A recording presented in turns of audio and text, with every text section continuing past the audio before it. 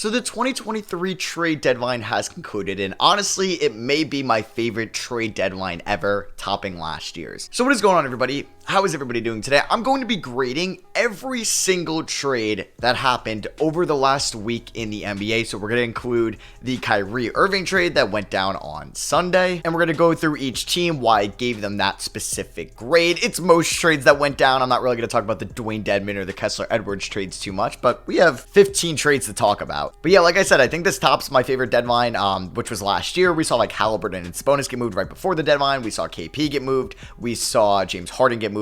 This year, we saw Kyrie Irving. We saw Kevin Durant get moved, which were like good enough. Like Kevin Durant getting freaking traded at the deadline. You'd think that would be an offseason deal. No, a trade deadline deal. So yeah, let's get into these grades. Remember, this is just my opinion. I'm going to explain why I gave these grades to this specific team in the trade. Maybe why I liked it. Maybe why I didn't like it. The buyout market is going to be insane. A lot of these players I'm going to talk about are going to get bought out by teams that are rebuilding and looking to give minutes to their younger players. So like the buyout market over the next couple of weeks is going to be like a mini free agency. Make sure you're subscribed if you're not already. Let's get into these grades. So the first one we have to talk about is the Kevin Durant to the Phoenix Suns deal. This sent Kevin Durant and TJ Warren from Brooklyn to Phoenix in exchange for 4 unprotected first-round picks every other year starting this season, a 2028 pick swap, along with 3 players, Mikal Bridges, Cam Johnson, and Jay Crowder. We'll talk about Jay Crowder in a little bit as the Nets ended up moving him to Milwaukee. But for the Suns here, I'm giving it an A.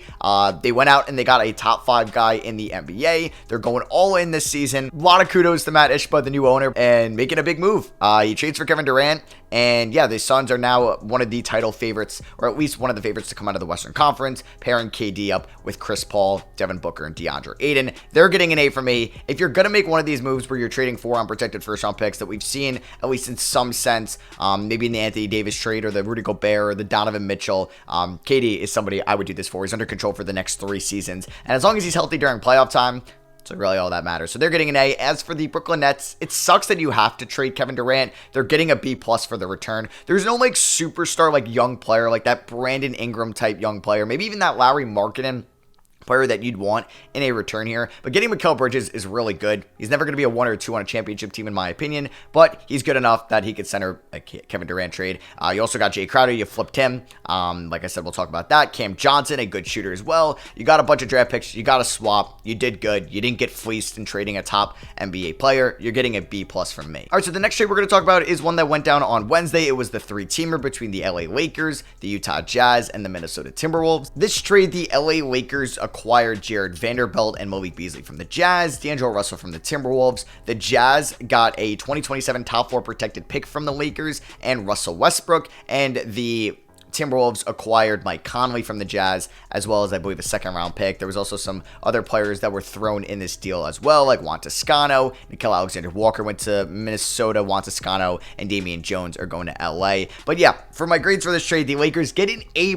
This is an A+ type of deal for what the Lakers' position is, how they needed depth desperately. They needed some shooting. They needed an upgrade at the point guard position. They got it all. They got some versatility as well in the front court with Jared Vanderbilt. I love this trade. You only had to give up 1 first-round pick, and it's top 4 protected. Oh my God, you don't know how great of a trade this was for the Lakers. I'm not saying anybody they got is now makes them in finals contention. I still don't think that they're still a top team in the West. I think they're a tier below your Suns, your Nuggets, your Grizzlies, your Clippers, even the Warriors when they're healthy. But yeah, this was an amazing trade for the Lakers. Now they're like 10, 11, 12 players deep that can actually deserve minutes. You don't have to play Troy Brown anymore. You don't have to play some of these guys that really didn't belong on an NBA floor, especially with LeBron James. So they're getting an A+.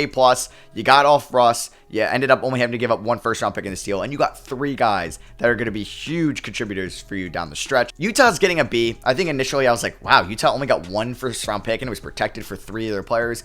It's what it was. Mike Conley has like a partial guarantee next year. He's getting up there in age. Jared Vanderbilt's a nice contract, but he's not somebody that's going to demand, I think, a first-round pick and more. And Malik Beasley also can be an expiring this year, and his efficiency's down a little bit. So this trade allows the Jazz to have $60 million in free agency. They can play their young guys, Colin Sexton, Ochai Agbaji, Walker Kessler, more minutes every night.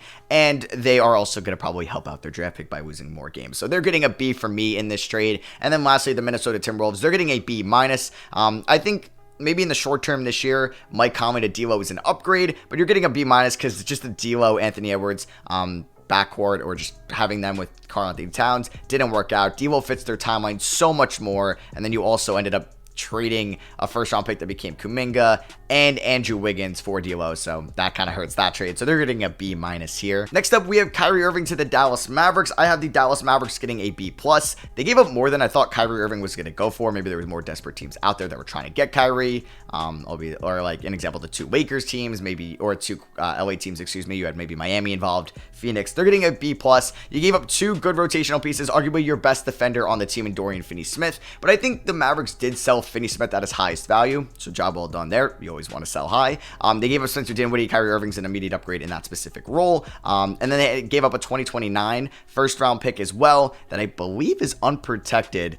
Even if it's top 3 protected, it still doesn't change the grade, but B+ is a pretty good grade. You're pairing up a top 30 guy in the league next to Luka Doncic, and the Mavericks could make a run at an NBA championship as well. For Brooklyn, you're getting an A-. I really didn't think that they were going to get 2 good rotational pieces plus or lightly protected or unprotected first round pick in 2029. I thought this was a great return for Brooklyn, and yeah, they're getting an A- for me. All right, so this trade I didn't even realize. Like, I completely forgot to put this in my newsletter because I was so mind blown by the Kevin Durant trade in the morning. This is Jakob Poeltl to the Toronto Raptors, back to the team that drafted him. He was originally in the Kawhi Leonard trade back in 2018. I'm giving Toronto a B+. You're giving up a protected first round pick, Kem Birch, seconds to get Poeltl, who's a good center. If you plan on re-signing him, hey, it's going to be a fun rotation next year. Potentially a Fred VanVleet, OG Anunoby, Scotty Barnes, Pascal Siakam, Jakob Poeltl. We'll see what happens with Gary Trent Jr. as well, since he didn't get moved. I like this trade for Toronto. You know what? They could definitely be a playoff team in the East still, so why not go for it? For San Antonio, I'm giving you a B. You still got a solid return for somebody you weren't going to re-sign in the offseason in Jakob Poeltl. Maybe not what you originally wanted. Maybe you should have looked to re-sign him, but who knows? Maybe you're getting Wembanyama in the draft, so you just didn't need to re-sign Poeltl. So yeah, you're getting a B for me. Next up, we have Bones Highland to the LA Clippers. And I think this is one player that, like, us, the fans, and like the front office, like what they value these players was just so different on. Like, we thought Bones Highland could go for a first and a young player, or just a nice first, or just another like veteran. But no, he went for 2 seconds to the LA Clippers. I'm giving the Clippers an A in this. Like, my Knicks don't even need a point guard. I wish they gave up this for Bones Highland. I don't think he's that bad of a locker room guy, or at least that's not what we've been hearing, but maybe that's what he is. And that's why he went for so low, and the Nuggets really hurt his value. And it sucks because he's a good bench scorer. I know he's not a great defender, but he's a nice offensive piece off the bench that a championship team could use as their 8th or 9th man, and that's what the Clippers did. I still think Terrence Mann's going to start over him, but the Clippers get an A. Definitely an upgrade over having John Wall and Reggie Jackson. Denver, it's probably, it's my lowest grade out of any team here. It's a D+. It just sucks the return you got for Bones. I know, like, at least you got something, but he had a couple more years of control. I would assume some team would want him, so just multiple seconds for a guy that young that could score off the bench for you. Kind of is an ass return. Next up, we have my New York Knicks with their only trade at the deadline, acquiring Josh Hart for Cam Reddish, Svi Mikhailiuk, Ryan Arcidiakono, and a lottery protected first round pick. That's the Knicks. Now, if they make the playoffs, it goes to Portland. If they don't make the playoffs, the Portland Trailblazers are getting 4 second round picks instead. So for the Knicks, I gave this a B+.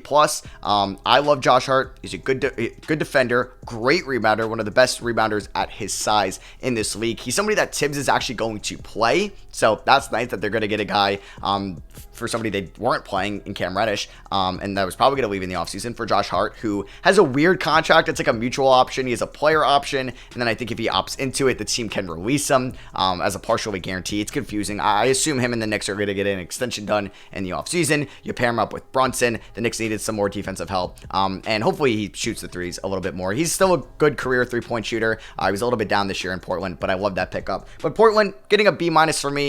They've just been all over the place at this deadline, like trading vets, bringing in young players, and then vice versa, back and forth.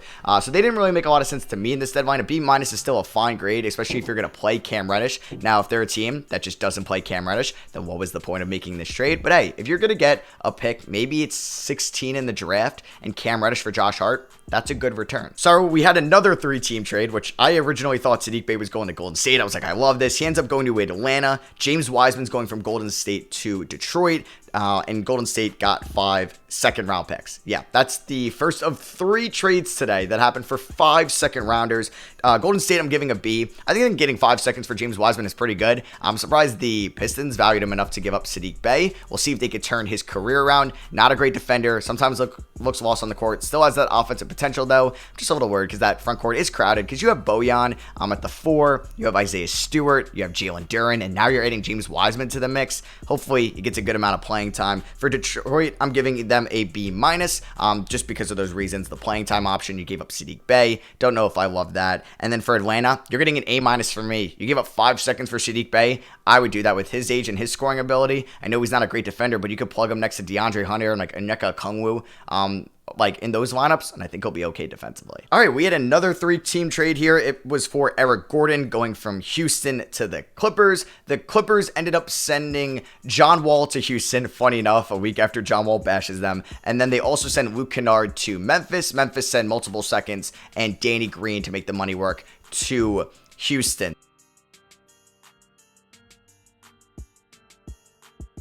So there was a lot of kind of moving pieces in this trade. I'm giving the Clippers a B. Trading Luke Kennard and John Wall for Eric Gordon, I think, is a good upgrade in the short term. I'd prefer Luke Kennard past the season, but they're going all in this year. Like I said, like in multiple videos, Kawhi and Paul George are not going to be good for this much longer. We know their injury history. Go all in. So I like that right now for Eric Gordon. He's got playoff experience, got conference finals experience with the Houston Rockets, so he'll be a nice piece there for the Clippers. They're a really deep team. For Memphis, I'm giving them an A-.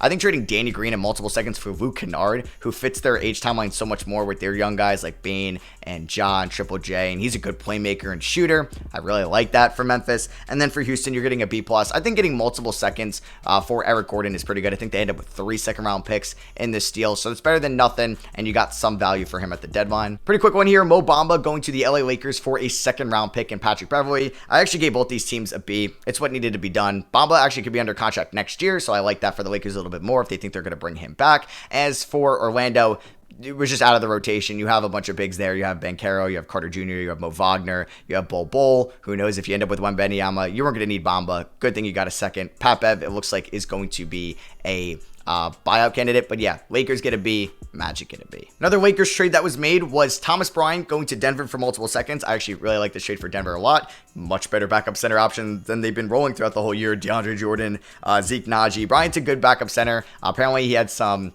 arguments with Darvin Ham and Anthony Davis over playing time. Not sure what's going to happen behind Aaron Gordon and Anthony Davis in Denver, but I like this pickup for Denver. They're getting a B+. As for the Lakers, you're getting a B-. I thought like it would have been smart to keep Bryant, but I didn't like about these whole locker room things. So you ended up getting Bamba. Bryant left. B- fine with me. I prefer Bryant, but if it had to be done, had to be done. All right, Jay Crowder for 5 second-round picks going from Brooklyn to Milwaukee. Milwaukee's been trying to trade for Jay Crowder, it looks like, for the last couple of months. So I'm giving Milwaukee a B. Don't love Jay Crowder as much as maybe they do. 5 seconds is a lot. I'd prefer Saddiq Bey, but that's like for the team I'm building. Like Milwaukee right now, you're looking for these defenders that have these playoff experience, that are veterans, and that's what they got in Jay Crowder. B is still a good grade. For Brooklyn, getting 5 seconds for somebody that was probably not in your plans like in the next week after you acquired him for Kevin Durant. I think it's a great trade for Sean Marks and the Nets. They're getting an A from me. All right, lastly of the 5 second-round picks trades, this was at the buzzer too, or it was close to it.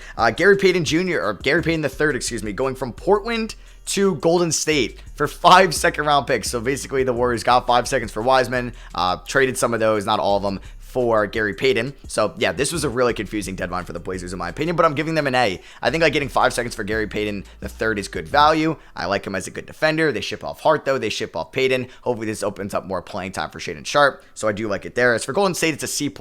I mean, you could have re-signed him in the offseason instead of having to give up 5 seconds for him. Maybe you could have gotten Saddiq Bey straight up for James Wiseman, and maybe you had Payton instead of DiVincenzo. I know there's a luxury tax problem there. Would have cost them a little bit more to bring in Gary Payton. But hey, you're the Warriors. You're one of the richest franchises in the league. You can pay the luxury tax. They're getting a C+ from me. 3 trades here remaining. We got Mason Plumley going to the LA Clippers. Another move that I really like for them. In exchange for Reggie Jackson and a 2028 second-round pick. Clippers get a B+. It's another big man depth is what they need. They're trying to go and win a championship, so I like getting Mason Plumlee for a position and for a player, Reggie Jackson, who's not very good. Charlotte, you're getting a C+.